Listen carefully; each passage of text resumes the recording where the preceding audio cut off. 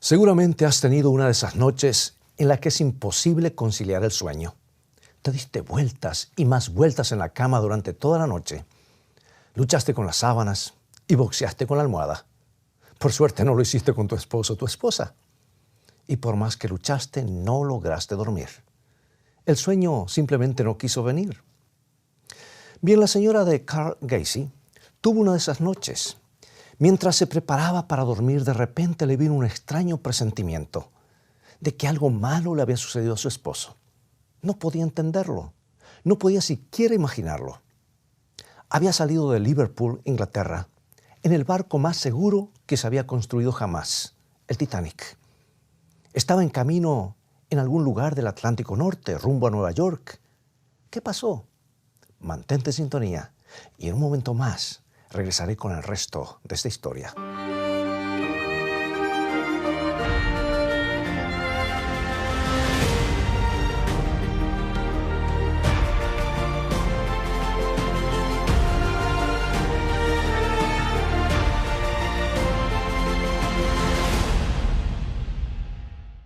A la 1 de la mañana, la señora Gacy no podía dormir. Daba vueltas en la cama hasta que salió de entre las sábanas, cayó sobre sus rodillas y comenzó a orar. Querido Señor, tengo la sensación de que ha sucedido algo malo con el coronel. Señor, por favor, Señor, protégelo. Regresó a la cama, pero todavía le resultaba imposible conciliar el sueño. Y nuevamente cayó sobre sus rodillas y repitió la oración. Pero entonces, cerca de las 2 de la mañana, una extraña sensación de paz inundó su alma y se fue a dormir. Lo que la señora Gacy no sabía era que el Titanic había chocado contra un témpano en las frías aguas del Atlántico Norte, que se había abierto una enorme rajadura en el casco, que el agua helada ingresaba al interior, que el Titanic estaba parado sobre su extremo y a punto de hundirse. Pero el coronel estaba luchando por su vida en las aguas heladas y precisamente a las 2 de la mañana un bote salvavidas se le acercó y un par de brazos anónimos lo habían levantado a bordo. Bendito es el hombre cuya esposa ora por él. Y en el momento exacto en que le había llegado la paz, el coronel había sido rescatado. Y bendita es la mujer cuyo esposo ora por ella. Y benditos son sus hijos, los adolescentes que saben que durante sus años difíciles, mamá y papá se postran sobre sus rodillas para orar por ellos. Yo crecí en un hogar adventista del séptimo día. Nunca fumé ni bebí alcohol en mi adolescencia, aunque muchos de mis amigos lo hacían. A veces podía ver a través de la endija de la puerta que mi papá estaba con la Biblia sobre las piernas estudiando las Escrituras. Y a menudo papá doblaba sus rodillas y comenzaba a orar. Querido Señor, bendice a mis hijos. Yo me sentía protegido cuando lo escuchaba orar por mí. Y hay muchas cosas que nunca hice porque mi padre y mi madre oraban por mí. Y nunca los quise defraudar. Ellos merecían mi respeto. Por eso, amigo y amiga, benditos los adolescentes cuyos padres oran por ellos. Bendito es el hombre que tiene una esposa que ora por él. Bendita es la esposa cuyo esposo ora por ella. Pero aunque es maravilloso que tu esposo o tu esposa oren por ti, o que tus padres oren, que los padres oren por los hijos, y estos por sus padres, o los hermanos y hermanas por sus hermanos y hermanas, es más maravilloso saber que Jesús ora por nosotros. Saber que tú estás en su mente, saber que estás en su corazón, sentir que Cristo en el jardín de Getsemaní estaba pensando en ti. Pensar que Cristo mientras colgaba de la cruz estaba pensando en ti y saber que Jesús en el santuario celestial sigue pensando en ti. La noche que Jesús oró por ti está registrada en San Juan capítulo 17. En aquel momento tú estabas en la mente de Cristo en el jardín de Getsemaní. Hoy también estás en sus pensamientos mientras Él se encuentra en el santuario celestial. Estuviste en su corazón mientras Él estuvo en esta tierra y sigues en su corazón ahora que Él está en el cielo. y Jesús está orando por ti. Si tienes tu Biblia a mano, por favor tómala y busca San Juan capítulo 17. San Juan capítulo 17. Porque este es uno de los capítulos más abarcantes del Nuevo Testamento. Lo que Jesús oró en ese momento es lo mismo que ora ahora. Lo que estaba en su corazón entonces está también ahora. Jesús está pensando en ti. Jesús está orando por ti. Y porque ora por ti puedes alcanzar la victoria. Y cuando el sendero parece demasiado largo, muy arduo, duro, cuando solo hay obstáculos en el camino, Jesús está orando por ti. San Juan capítulo 17. En el primer versículo nos dice estas hermosas palabras. Estas cosas habló Jesús y levantando los ojos al cielo dijo, Padre, la hora ha llegado. La hora, esa era la hora para la cual el Salvador había nacido. Era la hora que había sido señalada durante siglos. Era la hora que los milenios habían focalizado. La hora de la cruz, la hora del sacrificio, la hora de la crucifixión, la hora de la traición de Judas, la hora de la negación de Pedro, la hora del rechazo de los judíos, la hora de la condenación de Pilato, la hora de la que estaba pendiente toda la eternidad, la hora había llegado. La hora de la corona de espinas, la hora de la vieja cruz de madera, la hora del quebrantamiento, la hora de los clavos, la hora cuando el amor de Dios sería magnificado en el Calvario. Sí, la hora había llegado. La hora en que el hombre crucificaría al Hijo de Dios, el ser creado, crucificando a su Hacedor. ¡Qué paradoja! La hora donde se encontraría lo peor del hombre, pero lo mejor de Dios. Y amigo y amiga, si Dios puede tomar una cruz de madera astillada, gastada, que fue ensangrentada y empapada de sudor por el Hijo de Dios, para convertirla en un instrumento de gloria, entonces Dios también puede tomar tus sueños quebrantados y esperanzas frustradas y tu vida deshecha en pedazos para convertirla en la mayor gloria del universo. Porque eso es lo que Dios hace y en lo que se especializa. Dios toma nuestros calvarios y nuestros gólgotas y nuestros lugares de enfermedad y nuestros lugares de rechazo y lo peor que el hombre pueda hacernos y las injusticias de la vida y los convierte en triunfos gloriosos para su causa. Si Él tocó esa cruz, símbolo de lo peor, y la transformó en símbolo de victoria, Él puede hacer algo en tu vida y en la mía y en la de tus seres queridos. Alabado sea su santo nombre.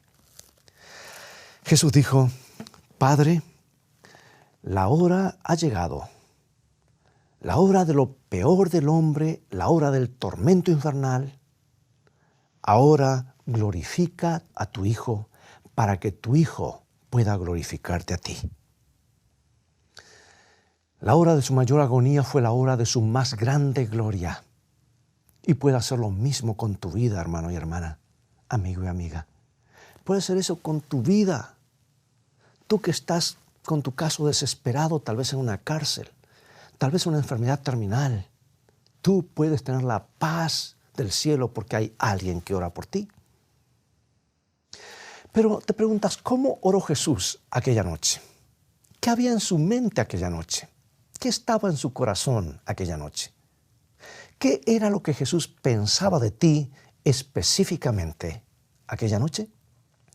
Jesús no estaba pensando en la farsa de su juicio, no pensaba en la injusticia que caería sobre él, no pensaba en el rechazo, ni en el ridículo, ni en los insultos, no pensaba en el dolor físico, ni en el golpe del látigo de cuero con sus puntas de acero y también pedazos de hueso que le arrancarían trozos enteros de su espalda.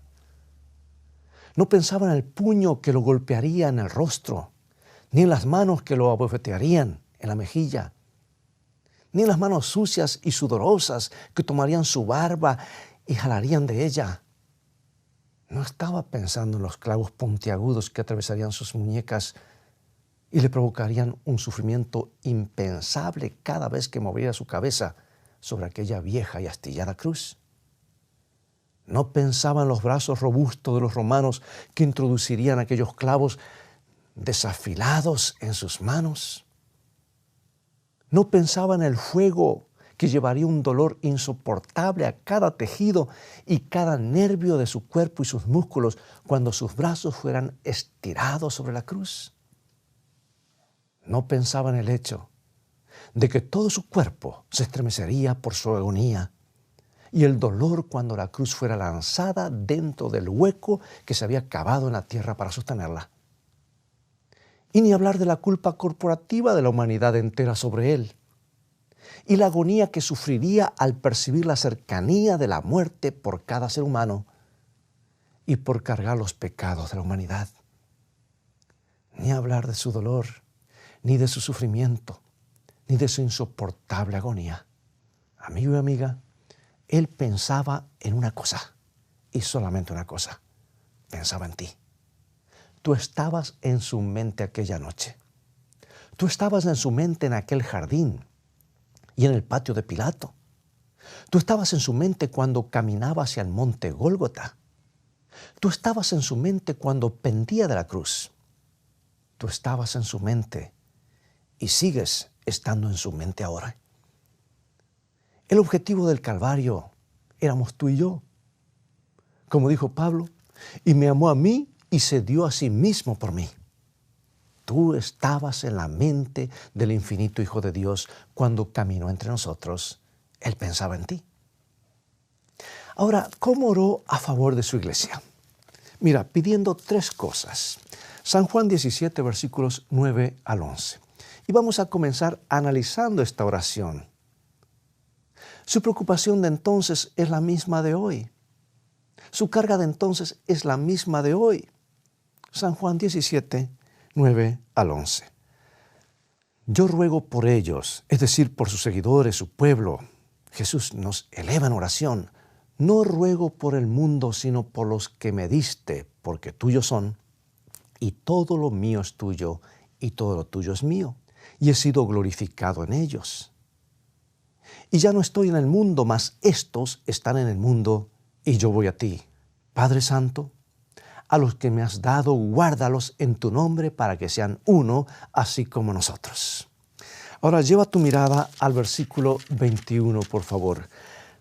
Para que todos sean uno como tú, oh Padre, en mí, y yo en ti, que también ellos sean uno en nosotros, para que el mundo crea que tú me enviaste.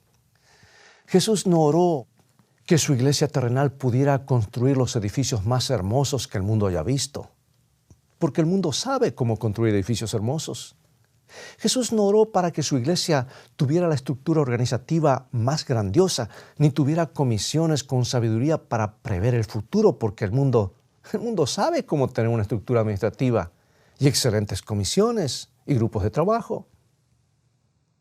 Y Jesús no oró que su iglesia, por maravillosa que fuera, tuviera un fantástico sistema educativo o una grandiosa red hospitalaria. Jesús no oró por ello, aunque sea algo fantástico. Jesús oró para que su pueblo, sus hijos, de diferentes entornos, personas que ven las cosas de manera diferente, pudieran unirse a un mosaico divino de amor. Jesús oró que entre sus hijos no existiera la condenación, la discriminación, la crítica, la sospecha, ni la búsqueda de errores en los demás. Jesús oró para que sus hijos tuvieran unidad y participaran en una fraternidad de amor, para que pudieran llevar el mensaje del Evangelio y el mensaje del Cristo bíblico al mundo. Porque si sus hijos se están peleando entre sí, les resultará difícil luchar contra el enemigo. ¿Sabes? Ahora yo puedo entender un poco mejor por qué Jesús oró de esa manera. Creo que yo también oraría así. Veamos por unos instantes a quienes estaba dejando atrás. Allí estaba Pedro. Pedro hablaba primero y pensaba después. Ahora bien, Pedro era esa clase de personas de la que siempre sabes que está pensando, sabes qué está pensando y que tenía algo que decir. Lo iba a decir sin pelos en la lengua, como decimos comúnmente. Estaba dejando a Pedro, pero también allí estaban Santiago y Juan, los hijos del trueno, ansiosos por hacer descender fuego del cielo. Las personas que no compartían su teología seguramente eran apóstatas. ¿Recuerdas que había una persona que predicaba en el nombre de Jesús, pero no enseñaba de acuerdo con Santiago y Juan? Y como no se ajustaba a su forma de pensar, Santiago y Juan dijeron: muy bien, Señor, hagámoslos desaparecer ahora mismo con fuego del cielo. Sabes que de vez en cuando me encuentro con personas que querrían hacer descender fuego del cielo sobre todo el mundo porque no están conformes con nada. Como dice la Biblia, el que tiene oídos para oír, que oiga, y el que tiene ojos para ver, que vea, ¿verdad? Hoy en día también tenemos Santiagos y Juanes dando vueltas por allí, queriendo hacer que los hermanos desaparezcan o se amolden a ellos. Este se equivocó, elimínalo. Aquella otra cometió un error, elimínala. También estaba Tomás, el que dudaba de todo. No puede ser, es imposible. Nunca podremos lograrlo. Nunca lo hemos hecho. El dubitativo, ese era Tomás. También estaba Felipe, el reflexivo. Nunca podrás saber exactamente en qué estaba pensando Felipe. No se puede adivinar qué había en su cabeza. Y estaba Mateo, el meticuloso, el contador público.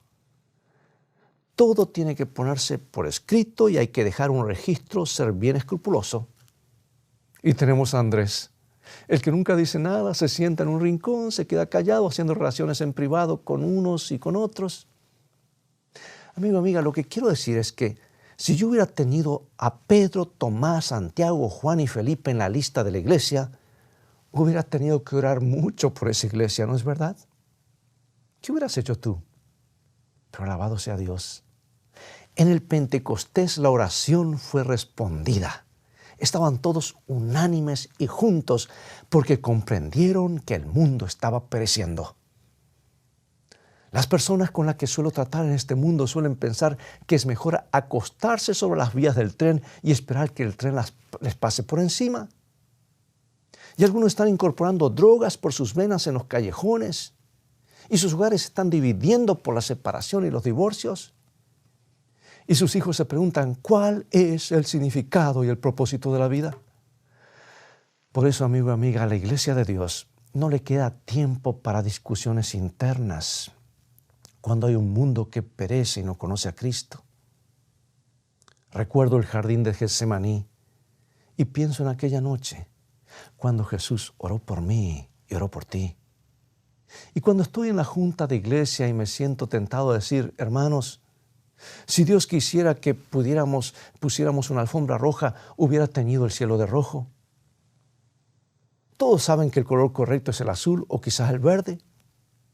Y cuando me siento tentado a discutir sobre cosas como esa, que a la luz de la eternidad no van a hacer mucha diferencia, recuerdo aquel jardín y recuerdo aquella noche y recuerdo a Jesús orando por su iglesia para que dejaran de lado las pequeñeces, las cosas sin importancia, porque hay un mundo gigantesco que necesita ser alcanzado para Cristo. Hay personas muriendo por no conocer a Jesucristo. Y cuando este servidor siente la tentación de discutir, de machacar con esos temas que no son realmente importantes, pienso en el jardín y pienso en aquella noche y escucho el eco de las oraciones de Jesús, las sospechas, las críticas, el ánimo acusador impiden la presencia del Espíritu de Dios en la iglesia. Hay una cita sorprendente en un libro que se ha vuelto muy valioso para mí, se llama Ministerio de Curación. Y está en la página 492 y dice, los obreros responsables no tienen tiempo para ocuparse de las faltas de los demás. Si no estás haciendo mucho, si no estás ganando almas para Cristo, si no estás compartiendo el Evangelio, te sobra tiempo para ocuparte de la falta de los demás. Y sigue diciendo, Los que trabajan con ardor no tienen tiempo para espaciarse en las faltas ajenas. No podemos vivir de la hojarasca de los defectos y las faltas de los demás. La maledicencia es una doble maldición que cae más pesadamente sobre el que la pronuncia que sobre el que la oye. El que disemina las semillas de disensión y contienda, cosecha en su propia alma los mortíferos frutos. Espera un momento. Los que diseminan las semillas de disensión y contienda cosecharán ¿qué? Los mortíferos frutos en su propia alma. Y sigue diciendo, el mismo acto de buscar mal en los demás desarrolla mal en los que lo buscan. ¿Puedes repetirlo conmigo? El mismo acto de buscar mal en los demás desarrolla mal en los que lo buscan. Bueno, es demasiado claro para equivocarnos, ¿verdad? Nos dice Dios a través del apóstol Pablo en la segunda carta a los Corintios, capítulo 3, versículo 18. Por tanto, nosotros todos, mirando a cara descubierta como en un espejo la gloria del Señor, somos transformados de gloria en gloria en la misma imagen como por el Espíritu del Señor. O sea que si quiero contemplar a Jesús, soy transformado a la imagen de Jesús. Pero si vivo buscando errores en los demás, desarrollo en mi carácter las mismas faltas y me vuelvo tan ciego que ni siquiera me doy cuenta. Y pueden ser críticas santas, y yo diría sanas a veces, pero puedo estar buscando los errores santamente.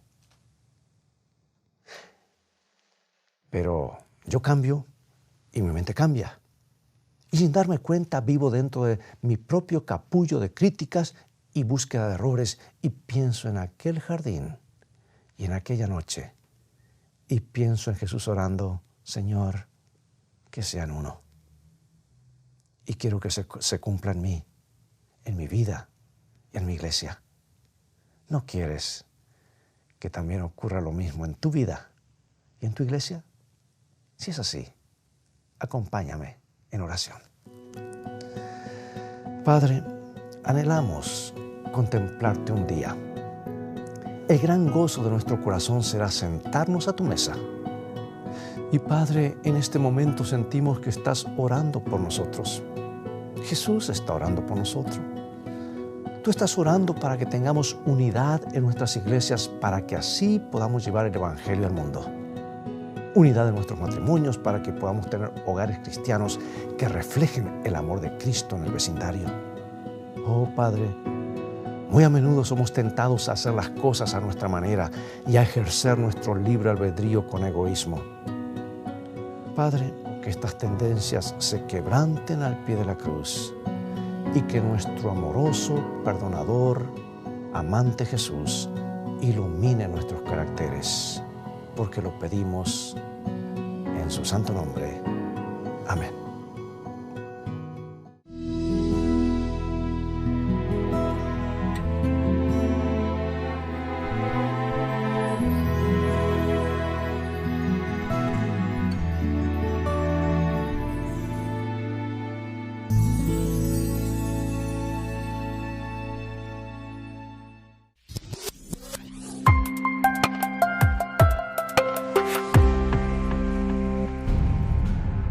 Querido amigo y amiga, la nueva serie de Escrito está, Fe a toda prueba, ya está disponible. En ella nos trasladaremos al antiguo Imperio Romano, donde los primeros cristianos, rodeados por un ambiente sediento de poder, lujuria y persecución, lucharon para mantener una fe viva pagando el precio de la muerte. Y aunque carecieron de poder político o recursos económicos, alcanzaron la victoria. ¿Cómo pudieron estos mártires soportar la tortura y el dolor? ¿Cómo mantuvieron viva la llama de la fe? Y aún más importante, ¿cómo puedes tú tener esa misma fe en la hora de la prueba? Fe a toda prueba. 5 temas que desafiarán tu fe. Adquiérela hoy mismo visitando la tienda de escritoestá.org o llamando al 423-362-5834.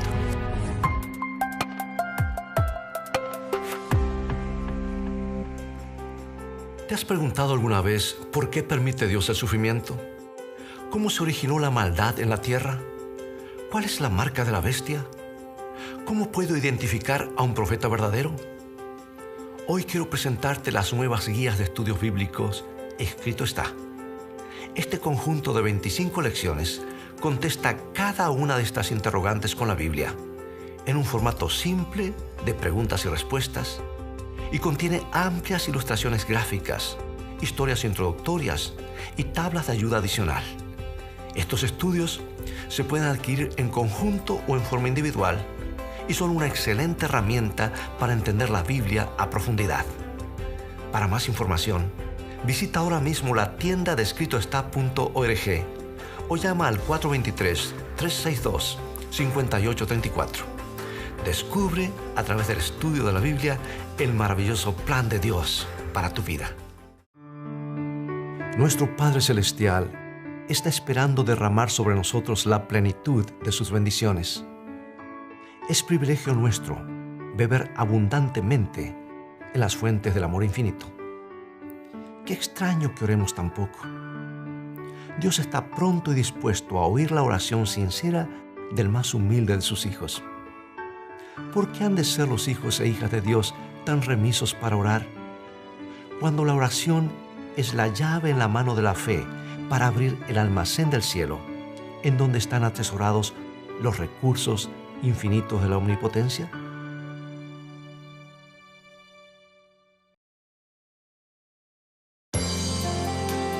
Pregunto, ¿qué es lo que espera? Conéctate cada mañana a escritoestá.tv para ser inspirado por el devocional diario. Una mejor manera de vivir con el pastor Robert Costa. O suscríbete para recibirlo directamente a tu correo electrónico. Cada día Dios nos quiere revelar una mejor manera de vivir.